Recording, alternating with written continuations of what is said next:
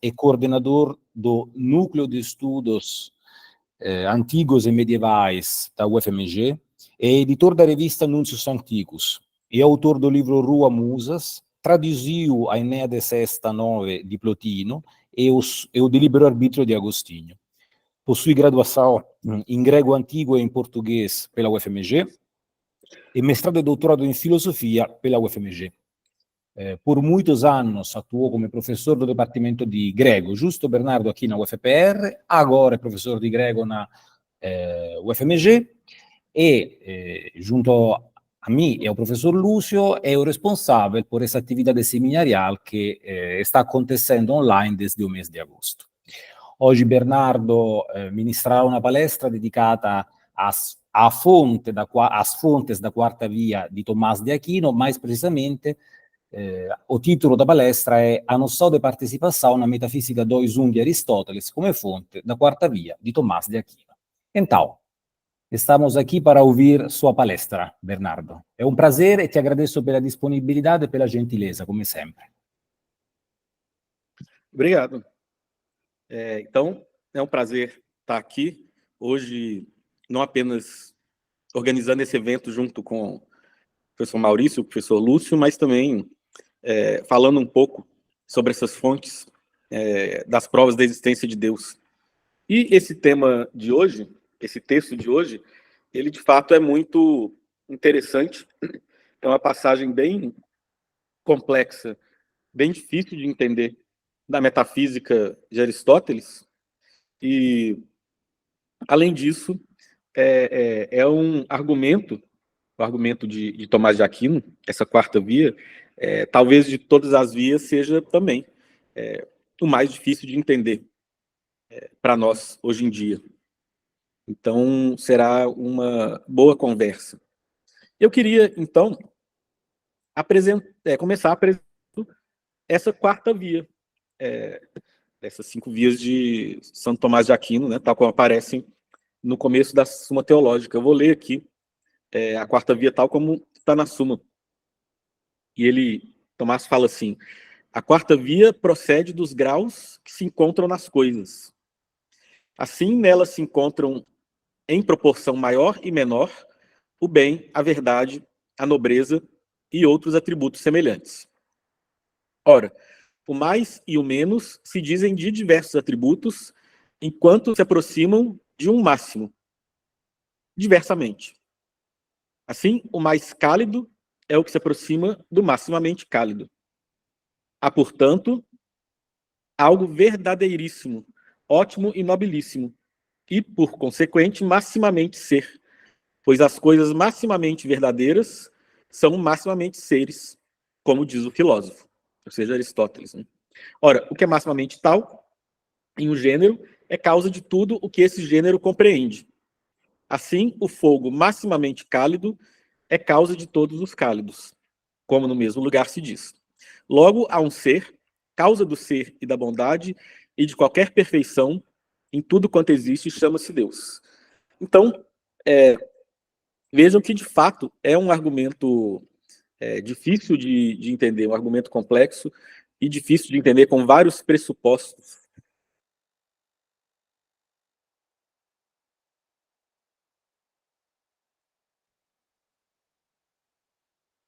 Olá, minha internet está ruim, mas aí, se eu caio, eu volto.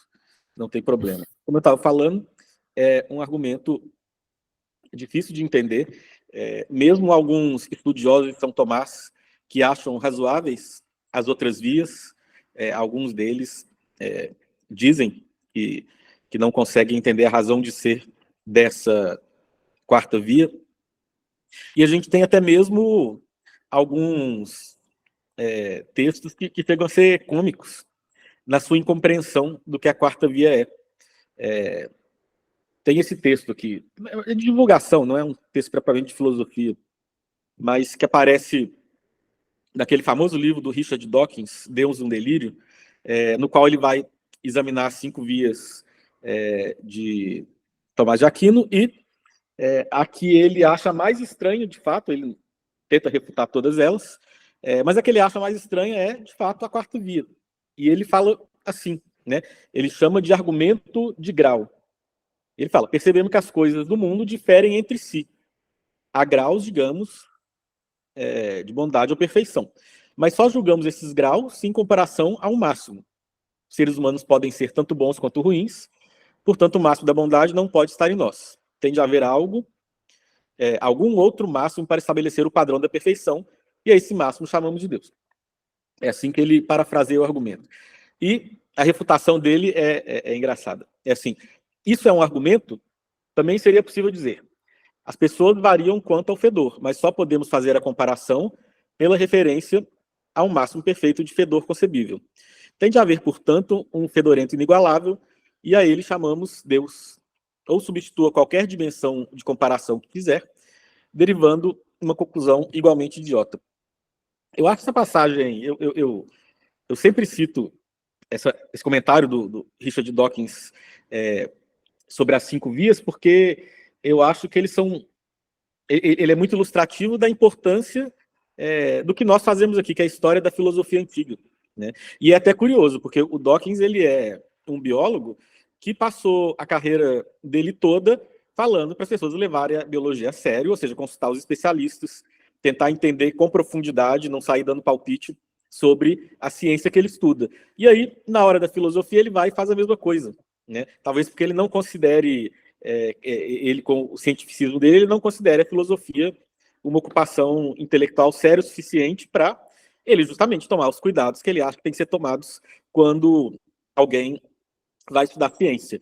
Porque o que ele faz é o seguinte, ele pega essas 5 vias, leu, ele não entendeu que tem vários pressupostos lá, que essas 5 vias são um ponto de chegada de toda uma educação filosófica medieval, ou seja, portanto, está cheio de pressupostos lá, mas ele lê, ele acha que entende, e aí faz essas refutações. As outras são igualmente ridículas, o que mostra o desconhecimento, né?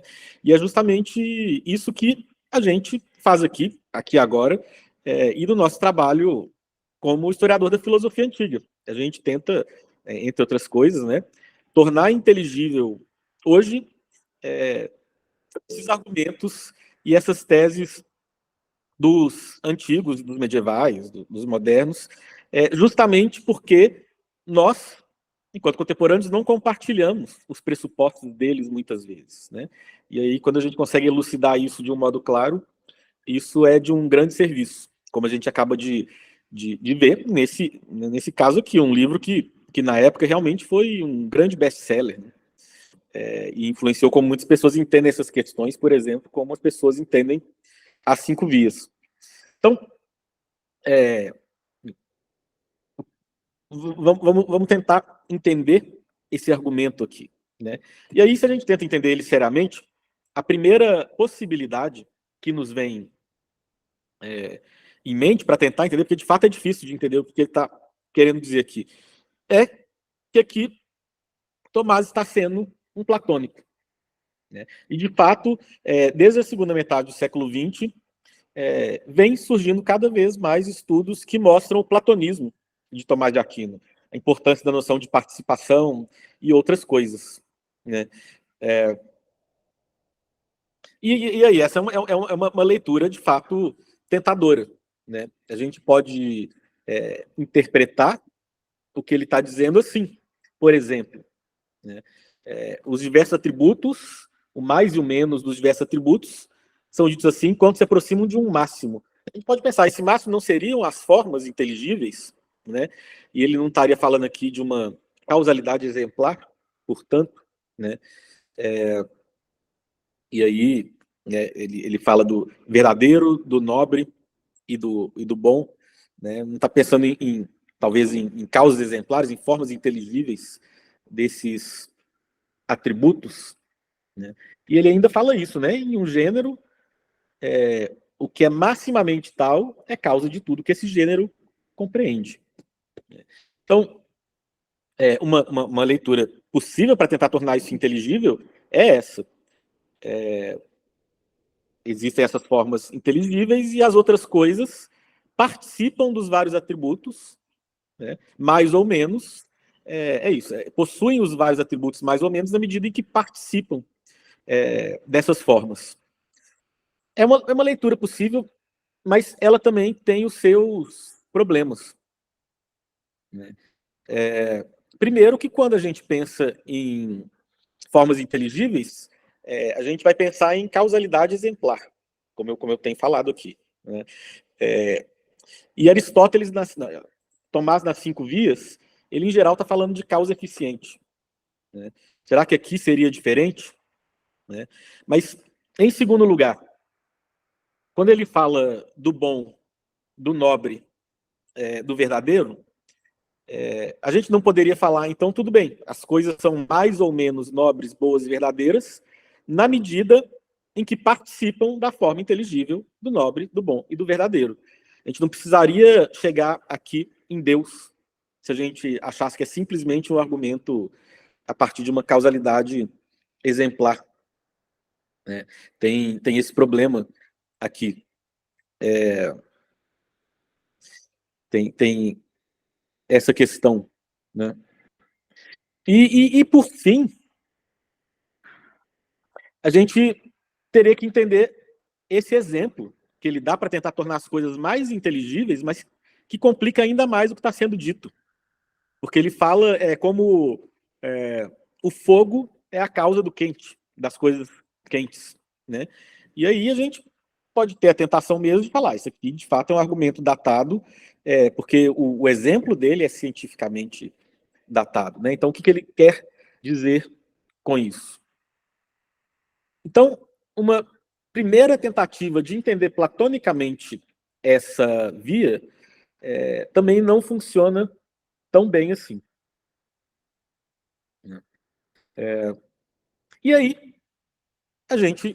né, se a gente lembra que ele está falando aqui, olha, como diz o filósofo, ele está remontando a Aristóteles, talvez, se a gente remontar a Aristóteles, na parte que ele está citando, esse argumento se torne mais inteligível. E é isso que a gente vai fazer aqui. Aristóteles está falando justamente sobre essas coisas.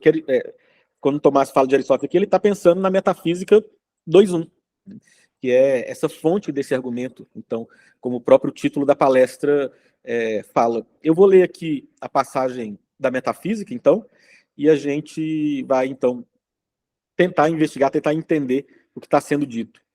Só um minuto que eu vou pegar o livro que eu esqueci de deixar aqui do meu lado, mas é um minuto mesmo. Só.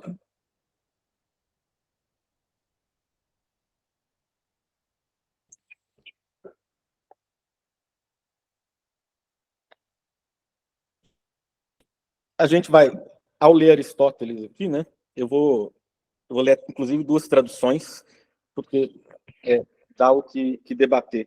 Primeiro é a tradução aqui do português, que na verdade é uma tradução da tradução do Reale, que é uma interpretação, né? Então, mesmo que não tenha sido direto do grego, é uma tradução interpretativa e é interessante. Então, vou ler ela primeiro aqui.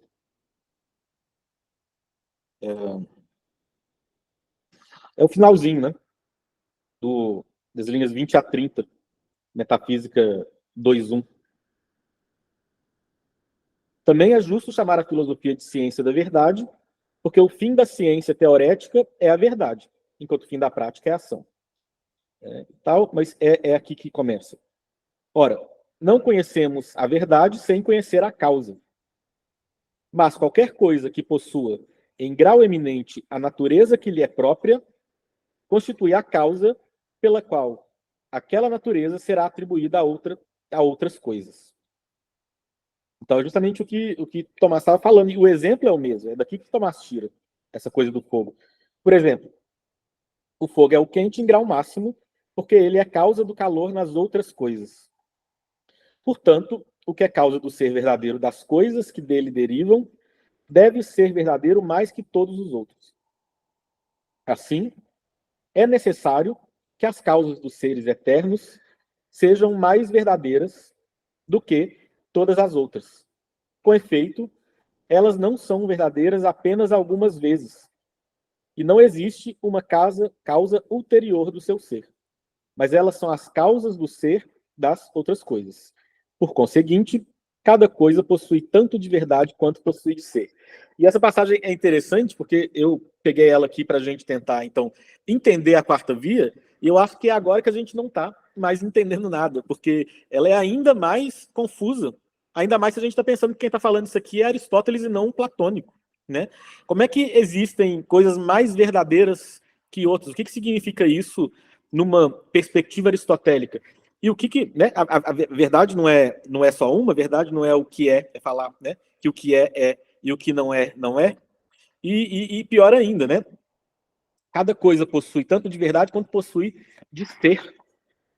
Hos hekaston, hosé ritueinai, né? Cada coisa, enquanto tem o ser, ruto kai tes aleteios. Né? Assim também é a verdade. Então, o que significa isso? Tem níveis de ser em Aristóteles. Essa passagem ela é muito complicada. Ela é uma pedra de tropeço, inclusive, em interpretações de Aristóteles que tentam distanciar ele de um platonismo. E aí, tudo bem, a gente pode pensar em alguma coisa na linha do Jäger, pensar num desenvolvimento da filosofia de Aristóteles, é super complicado, mas é o jeito de, às vezes, manter uma certa imagem de Aristóteles diante de passagens como essa. Passagem realmente complicada e que é mais inteligível à luz de um platonismo. Né? Eu queria aproveitar a oportunidade que a gente está escutando essa passagem para, então, ler uma outra tradução que tem uma outra perspectiva mesmo, que é a tradução da Viviane, né? Que acabou de ser lançada e ela é, né, muito boa, é a primeira tradução da metafísica direto do grego, mas também em algum modo, uma interpretação também, a interpretação que a Viviane faz de querer pensar um Aristóteles mais lógico e filósofo da linguagem. Então é interessante ver como que ela aborda na tradução uma passagem como essa, e a gente vai ver que de fato ela aborda de um jeito que dá o que pensar. E ela fala assim,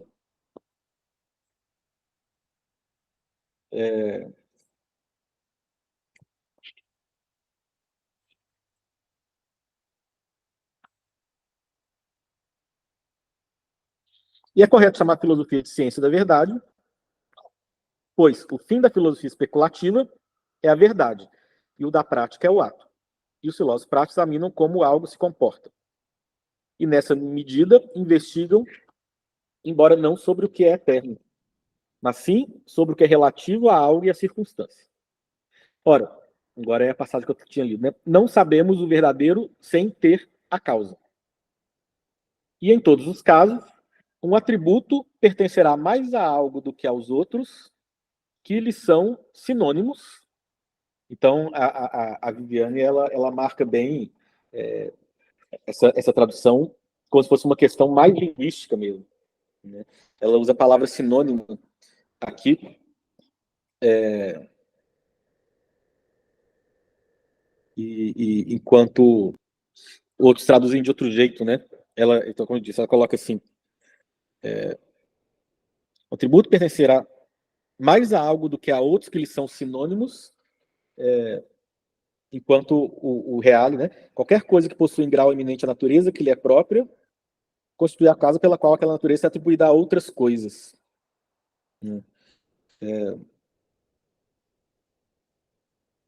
Então, continuando aqui, vocês veem como que é diferente, né? Porque é sinônimo se pertencer a esses por pertencer àquele. Por exemplo, o fogo é maximamente quente porque é a causa do calor nos outros quentes.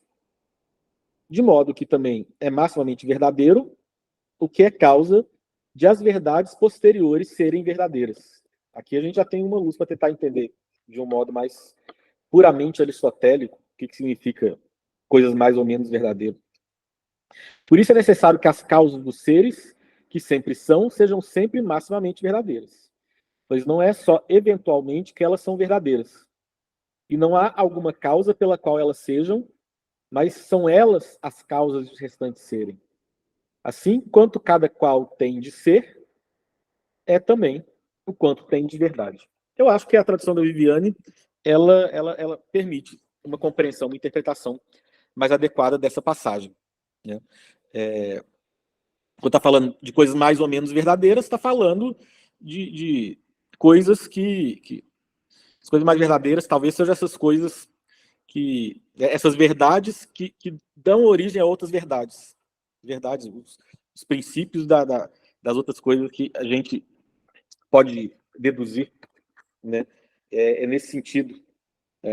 As coisas que são causadas, portanto, são verdades derivadas. E a gente poderia entender de um modo não platônico, talvez, as coisas serem mais ou menos verdadeiras, né? O que ela está falando aqui. É maximamente verdadeiro que é causa das verdades posteriores serem verdadeiras. Ela julgou para a linguagem mesmo, para a lógica, e não para uma metafísica em níveis de verdade de ser, né? É uma leitura possível. Pois bem, esse é um tema muito complicado e um tema que eu deixo para os aristotélicos, porque justamente o meu campo de estudo é o platonismo, a tradição platônica. Então, eu queria, na verdade, pensar como que essa passagem foi lida por Tomás de Aquino e como que esse argumento ele pode ser inteligível, né? E aí eu queria resgatar, eu falei contra uma interpretação platônica da quarta via, mas eu queria resgatar aqui pressupostos da tradição platônica que podem ser úteis para a gente entender a quarta via e a gente pode entender em alguma medida também, tomando os devidos cuidados, essa passagem de Aristóteles aqui, numa interpretação menos linguística e lógica que da Viviane. E para elucidar esses pressupostos, eu queria invocar justamente o filósofo, que é a minha especialidade, que é Plotino. E Plotino, na metafísica dele, ele pensa que a realidade ela é composta, ela é um todo, né? Composta por níveis de ser que estão dispostos em relação de anterioridade e posterioridade, né? Então, a gente tem a realidade sensível.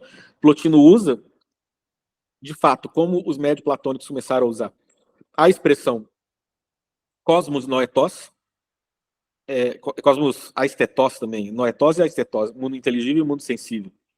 E ele fala que tem 3 princípios da realidade. Os comentadores de Plotino, desde a época do Porfírio, que foi discípulo dele e editor das Enéidas, vão chamar esses princípios de hipóstases, né? Então tem a alma, o intelecto e o um. Que mais do que entes, quando a gente lê Plotino, às vezes a gente não entende o que ele está falando, né? Esses princípios eles são níveis de realidade.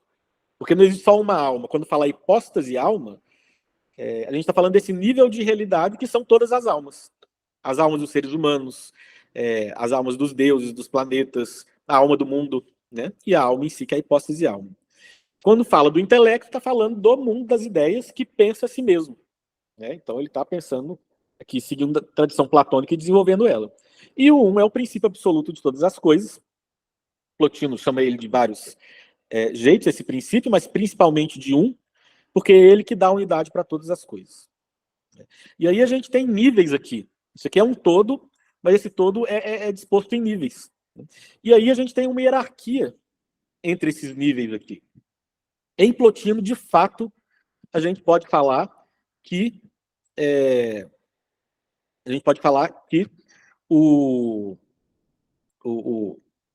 que dá para ser mais ou ser menos.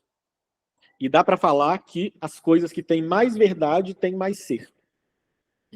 Mas aí, também, para a gente deixar isso bem claro, eu queria remontar uma discussão que o professor Marcelo Marques, da UFMG, que foi meu orientador de pós-doutorado, inclusive, só um minuto que caiu aqui, eu vou voltar.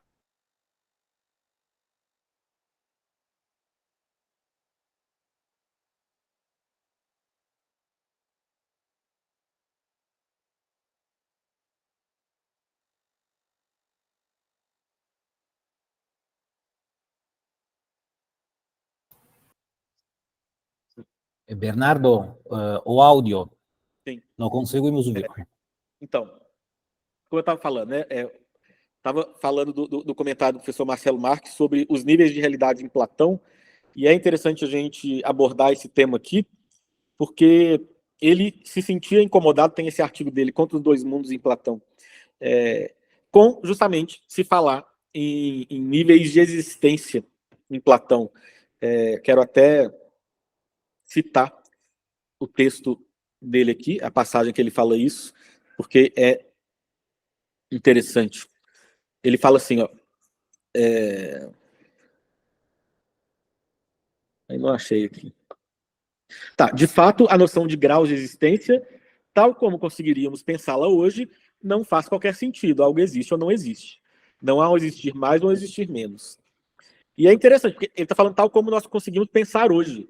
Isso aqui é importante porque tem um pressuposto mesmo no nosso pensamento de hoje, que é tão naturalizado que a gente nem percebe que ele está direcionando o modo como a gente pensa as questões, que os antigos não compartilhavam, né? Em outros trabalhos, eu costumo falar que nós todos somos epicuristas, mesmo sem saber, né? E em que sentido? A gente compartilha dessa cosmovisão, em alguma medida, de Demócrito, de Epicuro, na qual tudo que existe pode ser reduzido a átomos e vazio, né? A gente vive em um mundo metafisicamente plano, no qual justamente não existem níveis de realidade, níveis de existência, porque tudo, em última análise, é essa materialidade composta por átomos e vazio.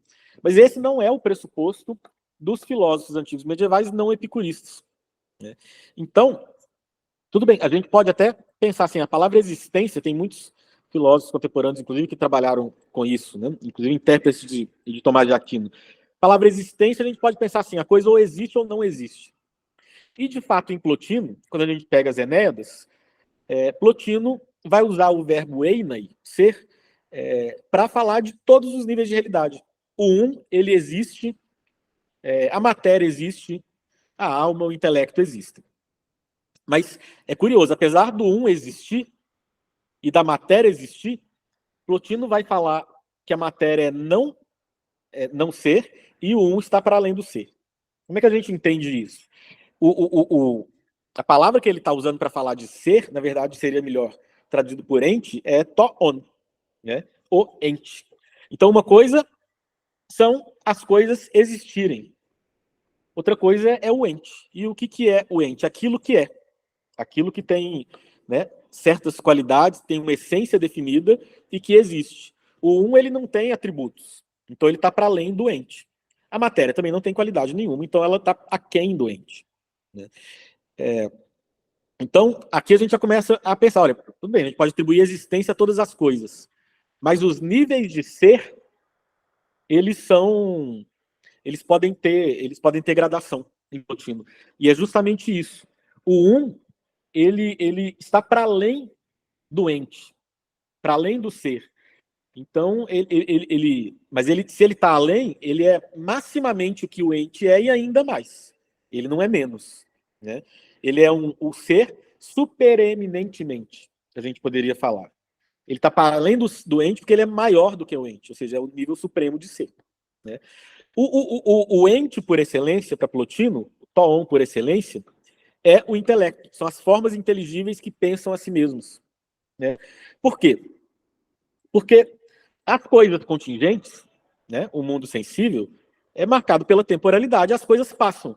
Uma coisa, uma hora é uma árvore, uma hora é boa e depois deixa de ser, né? Então, essas coisas não existem. Não tem o ente, existem, mas não tem o ente propriamente. Porque tem no momento e no outro momento não tem. O que tem eternamente aquilo que são as formas inteligíveis. Então, portanto, o toon, por excelência, o que é verdadeiramente o ente, é o intelecto, é o mundo das ideias que pensa a si mesmo, né? As almas, elas estão aí nesse meio do caminho entre o sensível e o inteligível, entre a eternidade e o tempo, né? E elas olham para essas realidades verdadeiras, para esses entes verdadeiros, para ordenar o mundo sensível. Então, nesse sentido, elas são inferiores às formas inteligíveis, já que dependem delas para realizar o seu trabalho, né? E o mundo sensível, essa mistura de matéria e forma, é um ente só em um certo sentido, porque justamente, né, as coisas vão se transformando.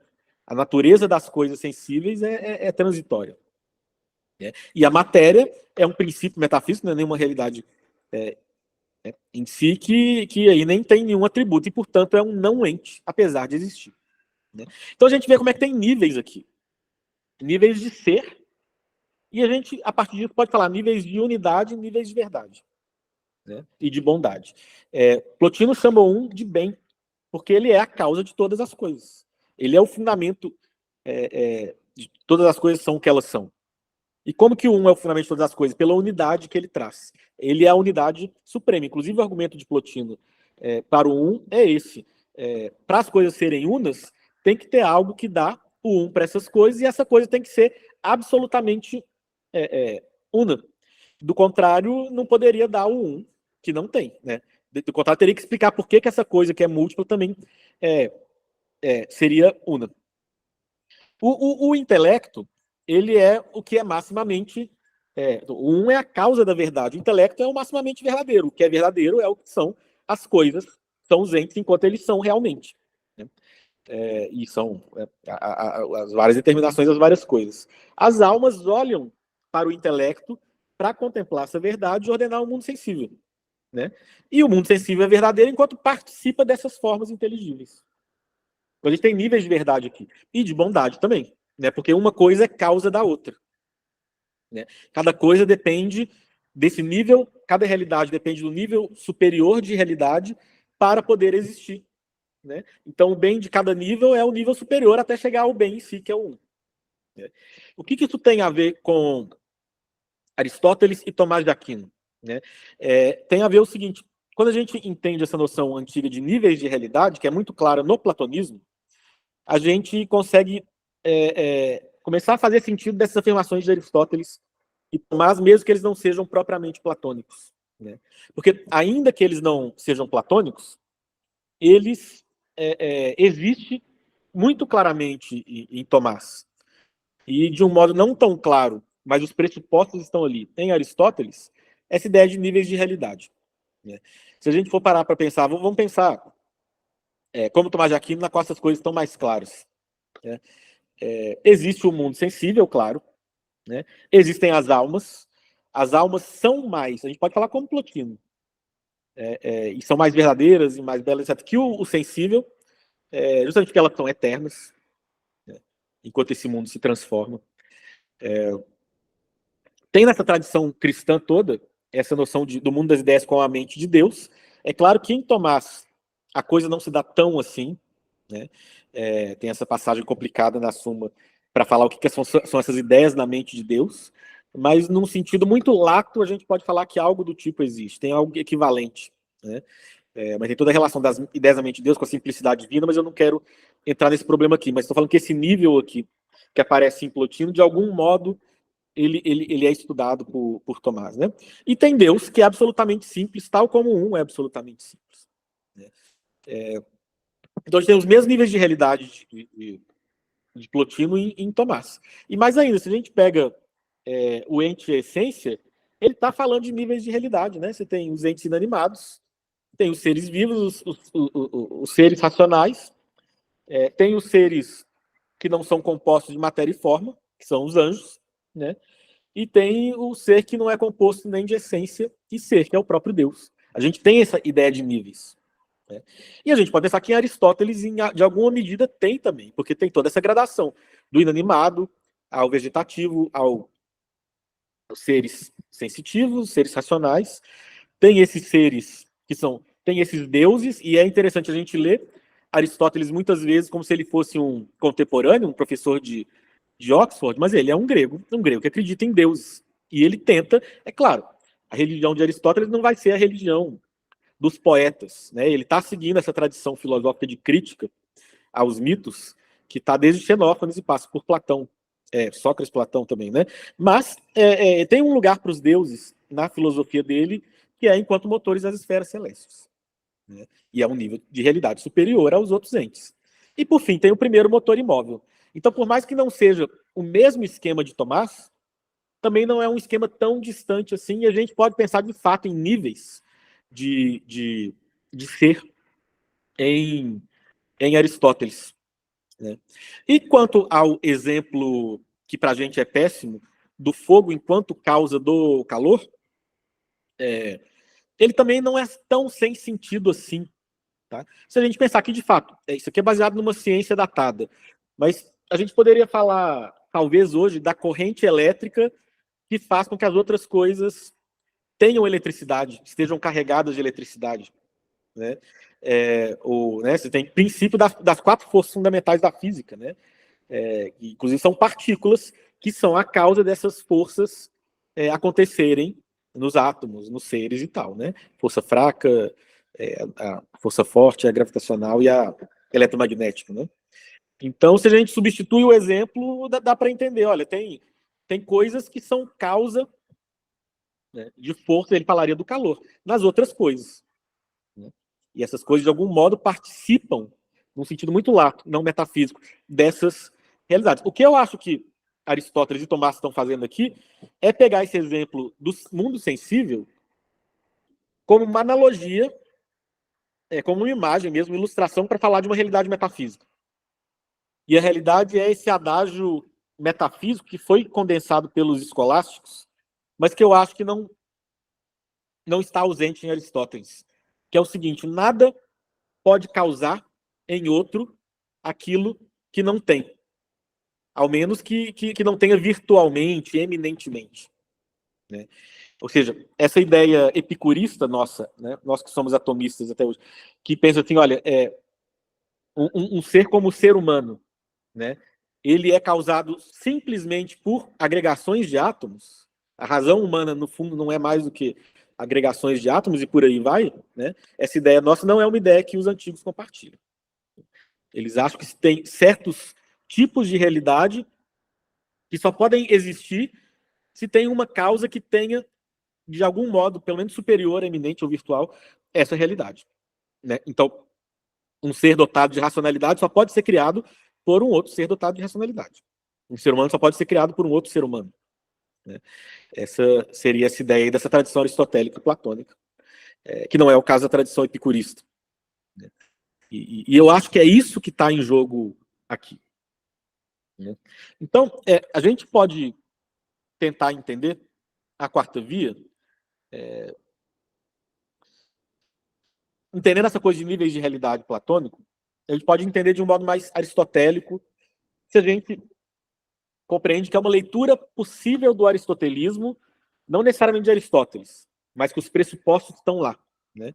Porque de fato foram lidos assim pela tradição posterior da filosofia, né? De níveis de realidade, aí a gente consegue entender que a quarta via é uma via aristotélica, não no sentido que vai ser um Aristóteles mais original, seja lá o que seja isso, né? Mas que está a partir dos pressupostos de Aristóteles. São Tomás, quando fala aqui da quarta via, ele está citando Aristóteles e não Platão, um filósofo platônico, né? E a ideia é a seguinte: se a gente desconsidera, a minha leitura aqui da quarta via é a leitura do Eduard Feser, no livro dele Aquinas. Se a gente desconsidera esse exemplo do calor, que para mim é mais uma ilustração, como para o próprio Feser a gente vê que os atributos que Tomás nomeia aqui, nobreza, verdade, bondade, eles são o que os medievais vão chamar de transcendentais do ser. Não é uma ideia aristotélica, mas os princípios dessa noção de transcendentais está lá em Aristóteles, né? Vai ser desenvolvido de um modo próprio pela tradição medieval, mas tem passagens da metafísica, inclusive essa aqui, que vai ser uma das passagens a partir das quais eles vão pensar essa doutrina, que o ente, o toon, é convertível ao verdadeiro e ao um. Isso aí aparece em Aristóteles, né? Aqui em outra passagem da metafísica. Aqui eles estão falando de nobreza, mas nobreza pensando. Nobreza é um termo que faz sentido metafisicamente se a gente pensar numa hierarquia do ser. O que é mais nobre é o que está acima na hierarquia do ser. E aí a gente entende o que Tomás está falando não é de qualquer atributo. É aqui que apesar do exemplo do calor, trazer a confusão, né? Que ele está pegando de Aristóteles, que é confuso em Aristóteles também. Mas aqui a gente entende por que a refutação do Richard Dawkins não procede, né? O mais fedorento. Fedorento não é um transcendental do ser, né? Quando a gente vai falar de níveis, a gente está pensando nos transcendentais, né? E aí o verdadeiro, o bom, o nobre, eles poderiam ser entendidos como transcendentais, ou seja, o ser, né, o ente, visto sobre um outro aspecto. Essa é a ideia, né? E aí, nessa linha de leitura, que pode não ser o Aristóteles original, não é Aristóteles aqui na interpretação da Viviane, né, que é uma excelente interpretação. Mas é uma leitura possível de Aristóteles que, de fato, foi feita. Foi assim que os medievais leram Aristóteles, né? Que dá para você pensar. Quando você pensa na verdade, no verdadeiro enquanto transcendental, aí você pode pensar em níveis de verdade. Né? Os níveis superiores da realidade são mais verdadeiros. E não é tão distante do Aristóteles Viviane no seguinte sentido, porque eles são a causa da verdade dos níveis inferiores de realidade. Então, nessa interpretação mais metafísica, que é a interpretação escolástica, tomista, tomasiana, né? Esse verdadeiro vai ser causa da verdade dos outros seres no nível metafísico e não apenas lógico e linguístico. Né? E aí a gente consegue entender, inclusive, por que essa objeção contra uma interpretação platônica da quarta via. Então, né, se tem níveis do bom, do verdadeiro, do nobre, isso não seria resolvido postulando as formas inteligíveis dessas realidades, né, sem pensar num princípio primeiro da realidade. Se a gente pensa nos transcendentais, a gente vê que aí não. Né? Porque se a gente está pensando em níveis de realidade, né, vai chegar a um bem máximo. O bem máximo é o primeiro princípio de todas as coisas, que, portanto, vai ser a verdade máxima, porque é a causa de verdade de todas as outras coisas. Que, portanto, vai ser o que há de mais nobre, porque é o que está no topo da hierarquia do ser, da grande cadeia do ser. A gente vê como que esses atributos, que parecem atributos diferentes, confluem para uma unidade, porque, na verdade, eles não são atributos diferentes, eles são transcendentais, eles são o próprio ente considerado por outros aspectos. Né? E se tem entes que são mais ou menos, e a gente sabe que eles são mais ou menos, que eles são mais ou menos bons, mais ou menos verdadeiros, mais ou menos nobres, né? Se tem essa oscilação entre mais ou menos, tem que haver um ser máximo, né? Que tem esses níveis do ser, né? Esses atributos transcendentais do ser em um nível máximo, para poder explicar por que esses atributos existem em níveis diferentes nos outros entes. Né? Então, pensando que esses atributos nomeados por Tomás são os transcendentais, né, a gente entende que eles têm que ter uma causa, essa causa vai possuir esses transcendentais no nível máximo, e essa causa é uma mesma causa. Né? Então, se a gente pega essa leitura de Aristóteles que os escolásticos fazem, que de fato é contaminado por todo o debate da filosofia antiga posterior, que passa pelo neoplatonismo. Né? Então, por isso que eu tirei esse tempo para falar de Plotino aqui. Porque esse debate, porque o Aristóteles vai ser lido a partir das considerações dos neoplatônicos mesmo. Né? E esse debate vai chegar nos árabes e vai chegar nos medievais latinos também, desse jeito. Né? Apesar de não ser a única leitura possível de Aristóteles, como eu mostrei aqui a partir da leitura da Viviane, no entanto, uma leitura possível. E é essa leitura que Tomás chegou, e é assim, segundo o Fraser, e eu concordo com ele, é a interpretação da quarta via que faz sentido para mim. Né? É assim que Tomás está lendo Aristóteles aqui, pensando nos níveis do ser e nos transcendentais. Né? E é assim que essa via, ela de fato consegue fazer sentido. Né? E aí a gente pode até contemporaneamente falar, tudo bem, existia ou existe ou não existe.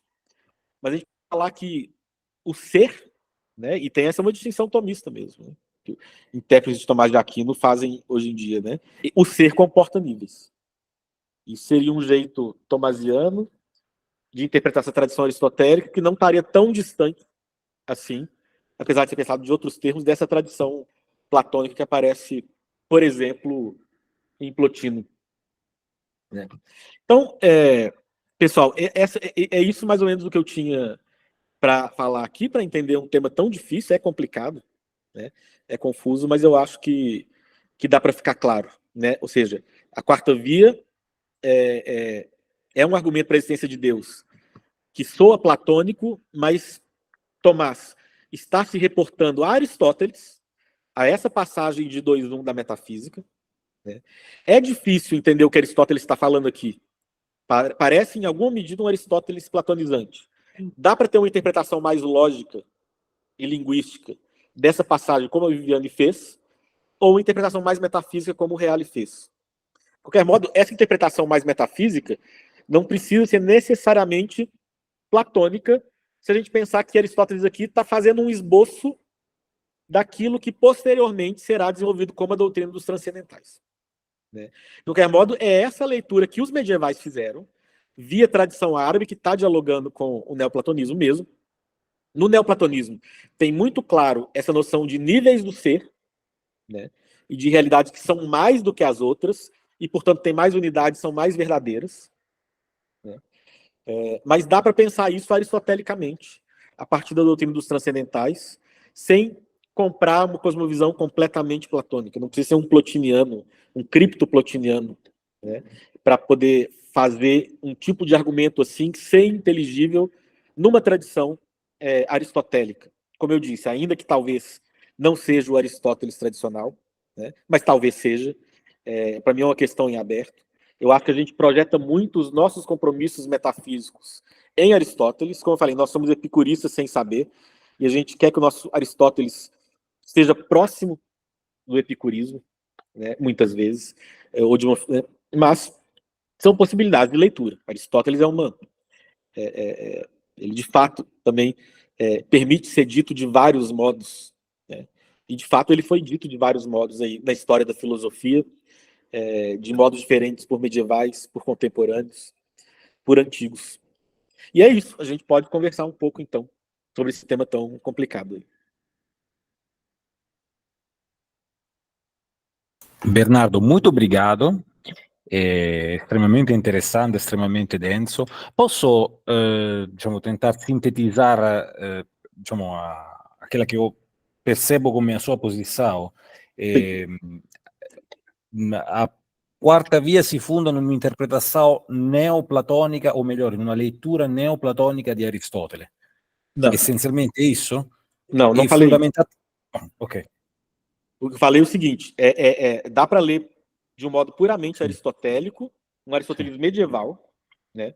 Não um Aristóteles mais contemporâneo, mas é um aristotelismo que foi influenciado por um diálogo com o neoplatonismo. Ok. Pelo simples fato de que os comentadores de Aristóteles da Antiguidade Tardia eram ou neoplatônicos ou estavam tendo contato com essa visão neoplatônica. Ok, Então ok, não é ok. que é um Aristóteles neoplatônico, é que sofreu influência. E, Não, era o mas que eu claro, estava tentando dizer. é, Era isso, exatamente. Ok, ok. então é isso.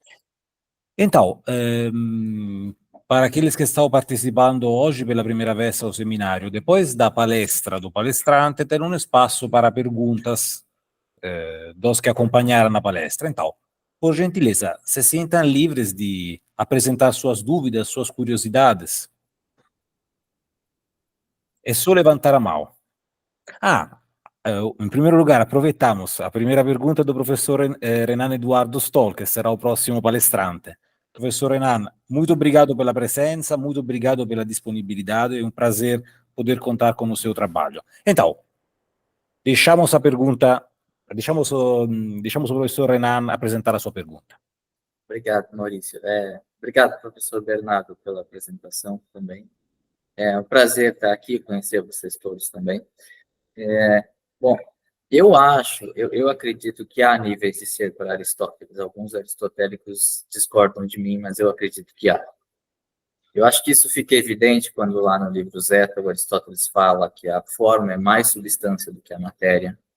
Também quando em Lambda 9 ele diz que a substância imaterial é a melhor substância. Então, assim, há alguns indícios que a gente pode interpretar nessa direção. Eu tenho uma dificuldade, eu gostaria de perguntar se você tem alguma posição a respeito disso, uma dificuldade que eu tenho em... Bom, o Aristóteles fala que, em Lambda 3, que cada substância vem a ser a partir de algo sinônimo, e isso faz muito sentido com os exemplos que ele dava. Um ser humano gera ser humano, algo vem a ser a partir de algo que é o mesmo em forma. A minha dificuldade é quando, em Lambda 5, o Aristóteles fala que a causa do ser humano é o Pai e também o Sol e o seu curso oblíquo. Aí ele diz assim, e essas últimas são causas não como forma, privação ou matéria, mas como causas moventes. Ele diz, não são homoeides, não são a mesma em forma. A minha dificuldade nessa leitura, que você apresentou em algumas linhas também, é tentar entender, bom, como algo que não é causa formal, ou mesmo em forma, pode ser causa para níveis inferiores, que não são do mesmo tipo ou mesmo em forma. A minha dificuldade é essa, eu não sei se você tem alguma posição a respeito, era isso que eu gostaria de perguntar mesmo. Então, eu também tenho a tendência de achar que tem níveis de ser em Aristóteles mesmo. Eu acho que essa é uma visão que os antigos aceitariam com mais facilidade do que nós, né? Que temos um compromisso metafísico forte com o materialismo e que, portanto, nem é inteligível para nós entender o que são níveis de ser, né? E aí a gente lê textos antigos muitas vezes com os nossos pressupostos, que não necessariamente são os pressupostos que estão lá. Você falou do Sol, né? O Sol para a gente claramente é uma bola de fogo ou um equivalente, né? Hidrogênio em combustão nuclear. Mas para os gregos, né, eles achavam, quando chegava um filósofo da natureza e falava isso, era uma afirmação muito forte, né? E Aristóteles, ele tem essa religião astral. Não fica claro o que ele pensa, mas em Plotino é claro, as estrelas têm almas, né? Elas são deuses mesmo. Ou seja, está num nível da realidade superior. Penso que talvez, entendendo nessa perspectiva, coisas desse tipo, que de fato são enigmáticas, né, pudessem se tornar mais inteligíveis mesmo. É como se fosse assim. Por exemplo, tem muitas coisas que se tornam ininteligíveis para nós sem entender essa coisa de nível de realidade dos antigos, quando a gente lê esses textos, né? Por exemplo, como que a gente vai pensar uma interação entre alma e corpo em Aristóteles, na tradição platônica, sem cair nos problemas cartesianos, né? De como que uma res extensa e uma res cogitans vão interagir um com o outro. Se a gente pensa em níveis de realidade, isso é muito claro no platonismo. Não existe corpo sem alma, né? Um nível inferior de realidade sempre vai depender de algum modo de um nível superior. Não existe independência nos níveis inferiores. Isso na perspectiva platônica, né? Entender como é que se equaciona de um modo preciso em Aristóteles é uma coisa que eu não saberia dizer, porque minha especialidade mesmo é a tradição platônica, né? Mas eu tenho vontade de voltar para a metafísica com os olhos bem platônicos e ver o que dá para tirar daí. Seria uma leitura minoritária atualmente, mas que poderia trazer frutos para várias e várias passagens muito enigmáticas da metafísica, né? Certo, obrigado, professor.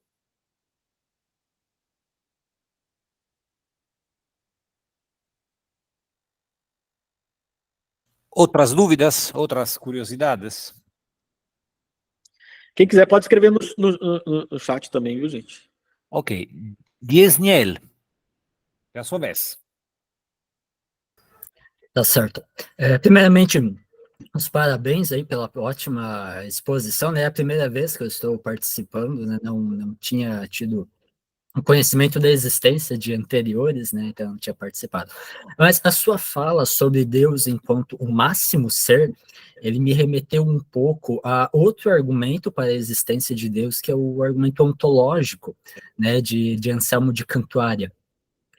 Será que nós poderíamos dizer que ambos, tanto as vias de Tomás de Aquino quanto o argumento ontológico de Anselmo, são uma espécie de argumentos paralelos, mas que têm a mesma origem, a mesma raiz aristotélica ou platônica? Será que poderíamos dizer algo nesse sentido? Estava pensando justamente nisso antes de começar aqui a apresentação. Mas, primeiramente, você falou que perdeu os outros encontros. Eu vou deixar aqui no chat o canal do YouTube do Núcleo de Estudos Antigos e Medievais da UFMG, no qual a gente está colocando essas apresentações, esses encontros, né? Esse aqui também vai aparecer lá. E os anteriores estão lá. Aí é só, quem tiver interesse, o link está aí e dá para acompanhar. Eu estava pensando justamente nisso, como que tem uma lógica paralela, né, ao argumento de Anselmo e à quarta via. Tomás, de um certo modo, refuta Anselmo, né? nessas preliminares à quinta via, quando ele fala que não dá para passar de uma ordem conceitual a essa ordem mais existencial. No entanto, quando o Anselmo está falando que de um ser do qual, né, não se pode conceber um maior, e aí aquele monge Galmilho, ele vai e refuta falando, então a maior ilha necessariamente será uma ilha existente. E o Anselmo vai falar que não. O Galmilho deu um exemplo análogo ao do Richard Dawkins, né?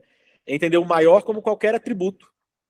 Quando, na verdade, essas coisas só fazem sentido quando a gente está falando o que a tradição escolástica de matriz aristotélica está chamando de transcendentais, né? Ou seja, esses atributos que refletem, de algum modo, o ser como todo. Né? Aí faz sentido. Né? Ou seja, o ser do qual não se dá para pensar um maior é esse que será, não maximamente, a ilha maximamente grande, mas maximamente bom, belo, verdadeiro, nobre, etc. Né? Então, é uma argumentação muito paralela à quarta via. É como que se Tomás tivesse excluído primeiro um jeito de ler o argumento de Anselmo, fala, não é por aqui. Né? Simplesmente de uma ordem lógica passar para uma ordem ontológica. Mas ele abre um outro caminho de entender. Né? Que é assim, a partir da constatação, então não será um argumento a priori, né? A partir da constatação que existem entes com níveis variados desses atributos transcendentais, né? A gente tem que postular um ser que os tenha no seu nível máximo. E ele será maximamente existente também. Ou seja, não é o argumento original de Anselmo, mas ele está mostrando qual que seria a lógica possível. Não sei se deliberadamente ele está pensando no Anselmo quando ele construiu esse argumento. Né? O que ele cita, o que a gente sabe que ele estava pensando é 2.1 da metafísica de Aristóteles. Né? Mas eu estava pensando justamente nisso que você falou, como que é paralelo mesmo, em alguma medida, a construção desses dois argumentos, se a gente quer que eles façam sentido. Né? Show, muito bom, obrigado. Outras dúvidas, outras curiosidades? Professor Ivo. Professor Bernardo, muito obrigado aí pela sua fala, muito bom. Seria um comentário e uma dúvida também, né? Outro dia eu estava, de fato, ouvindo uma palestra, um podcast do professor Gavin Gar, não sei se o professor conhece, eu acho que ele é um irlandês que estuda muito Santo Tomás, né? A gente acha no YouTube fácil o vídeo dele, o nome do vídeo é Aquinas Way to God, em que ele diz, ele analisa o de antecedência, e a ideia que ele falou ali vai muito de encontro com o que o senhor falou sobre com respeito ao exemplo da eletricidade, né? Aquilo que tem algo por essência que pode causar em outros. E ele diz precisamente que esse é a lógica, a forma mentes de Santo Tomás, no de antecedência e nas 5 vias, né? Que algo que é por essência pode ser causa das demais coisas que são por participação. E eu acho que dá para fazer isso uma conexão dessa ideia com o exemplo do Metafísica 2.1, que o professor citou, né? Porque o elemento fogo, ele faz parte dessa teoria dos 4 elementos, né? Mas que ele é, por essência, quente. E que as demais coisas não são o calor, mas têm o calor. Assim como as criaturas têm o ser, mas não são o ser. Somente Deus é o mesmo ser, né? Então, eu acho que vai de encontro muito bem com o que o professor falou, né? E minha pergunta é a seguinte, né? Foi colocada a interpretação lógica da professora Viviane, essa interpretação metafísica ou ontológica dos transcendentais. Não. Será que não poderíamos falar de uma via física, né? Porque essa teoria dos 4 elementos é tirada precisamente da física. E a gente percebe nas vias de São Tomás que ele busca argumentar com argumentos físicos, né? Será que não seria possível pensar também uma interpretação física junto com essas duas que foram colocadas? Impacto, né? Se a gente entende os pressupostos da ciência da época, falta pouco. O tempo do fogo fica mais inteligível mesmo, né? E aí a gente pode tentar buscar um equivalente. Eu acho que é possível encontrar equivalentes, né? Se a gente dá exemplos da física contemporânea, a lógica não está tão distante assim, a meu ver.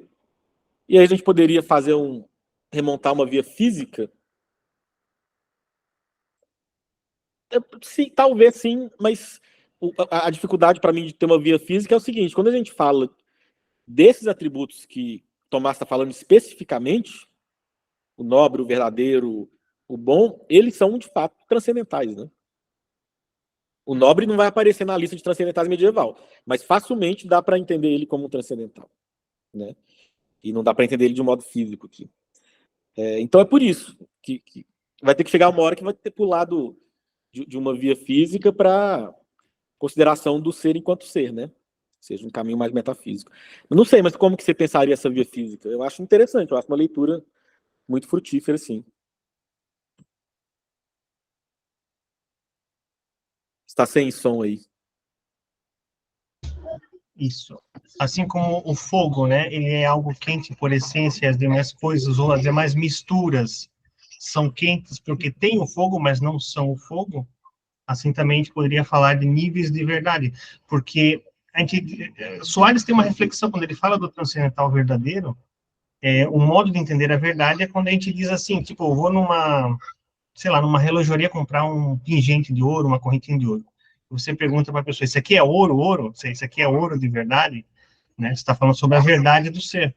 Então, o fogo, ele seria maximamente verdadeiro, porque ele é quente por essência, enquanto que as demais coisas participariam dessa verdade na medida em que tem o fogo. Então, podemos dizer que tem graus ou níveis de verdade, assim como há graus e níveis de ser ou de misturas na física, né? Em Aristóteles, pelo menos. Sim. Pelo menos não sei se eu estou indo pelo caminho correto também, né? Mas... Não, acho uma excelente leitura. Não vai contra entender esses atributos como transcendentais, mas eu acho que, inclusive, fica mais próximo do texto, com essas clarificações suas. Muito bem, muito obrigado, professor Bernardo. Outras dúvidas, outras curiosidades? Marco, Wellington, o nosso professor Lúcio, Ivan. Bernardo, eu tenho uma curiosidade, mas mais de leitor de Agostinho. Você acha que, de alguma forma, o modelo di riflessão de Agostinho che si incontra no livro 2 di Libero Arbítrio, no qual si passa das coisas mais ou menos boas, mais ou menos belas, ao bene ou bello em si, que seria Deus, pode ter influenciado a leitura que Tomás faz de Aristotele? Isto é possível que, de alguma forma, Agostinho, além da leitura di Aristóteles numa chave neoplatônica, possa ter produzido esta leitura que Tomás oferece de Aristóteles? Eu acho que com certeza. É uma influência, eu não diria textual direta, né? Porque, de fato, Tomás está se reportando aqui a Aristóteles. Mas essa cosmovisão agostiniana é a cosmovisão de Tomás, e é assim que ele vai ler uma passagem como essa da metafísica. Diferentemente de nós, que às vezes vamos tentar ler com o mínimo de compromissos metafísicos possíveis para ser mais ou menos compatível com o nosso materialismo, né? Então, enquanto uma cosmovisão compartilhada, eu penso que sim. Ele poderia ter desenvolvido num caminho platônico, né? Mas ele quis usar Aristóteles mesmo, é interessante. Pensei muito na ideia, diciamo, quando você coloca a hierarquia da forma que você coloca, tem vários pontos da obra de Agostinho nos quais há uma classificação dos seres, substancialmente nesse sentido. Penso a Confissões 12, por exemplo, mas não é a única ocorrência. Agostinho adora classificar os seres. Mas hoje ficou particularmente claro como há uma analogia entre a classificação, assim como aparece em Agostinho e na tradição neoplatônica. Logo, provavelmente é uma cosmovisão compartilhada, como você... A minha tendência é ler Aristóteles mais próximo de Platão do que hoje em dia se costuma ler. Não são a mesma coisa, né? Mas ele era um aluno de Platão. Essa fuga desde o Jägers fala, essa fuga de Platão por parte de Aristóteles, acho que tem que ser matizada. A gente projeta a nossa cosmovisão materialista, né? Assim, como se ele fosse tornando parecido com a gente. E ele é um grego, né? eu acho que essa noção de níveis de realidade fica muito imediata para os gregos pelo fato de existirem para eles deuses, né? Que são mais mesmo. Né? Eles estão descrevendo a realidade tal como eles entendem aí, que é essa realidade permeada pelo divino, né? Que tem uma separação entre o divino e o humano e tal. Então, eu acho que essa noção de níveis, que está muito clara no platonismo, não está tanto em Aristóteles, mas ainda assim eu acho que ele está lidando com esse tipo de visão de mundo. Né? Em que medida aí, eu não sei dizer precisamente. Mas o importante é o seguinte, a tradição aristotélica foi deixando isso cada vez mais claro. A ponto desses aristotélicos árabes, eles são neoplatônicos também, como a Avicena, tem a coisa de processão, né? E tem todo esse platonismo de Tomás, inclusive em passagem, uma das passagens do platonismo de Tomás, que todo mundo fala, é a quarta via, né? Mas o interessante é isso, como que essa passagem tão platônica, ela tem como fonte um texto aristotélico. Perfetto, obrigado. E agradeço ainda mais pela palestra, que foi realmente extremamente interessante. Meus caros, outras perguntas, outras dúvidas, curiosidades? Marco Antônio, Wellington, Ivan, professor Lúcio, mais uma vez. Aproveito para lembrar, mas o professor Bernardo já deixou o link disponível no chat da nossa conversa de hoje, que as palestras anteriores à palestra de hoje são gravadas e o que é gravado é depois disponibilizado no link indicado pelo professor Bernardo, que é o canal do Núcleo de Estudos Antigos e Medievais da UFMG. Essa é uma iniciativa que junta a UFMG e a pós-graduação da UFPR.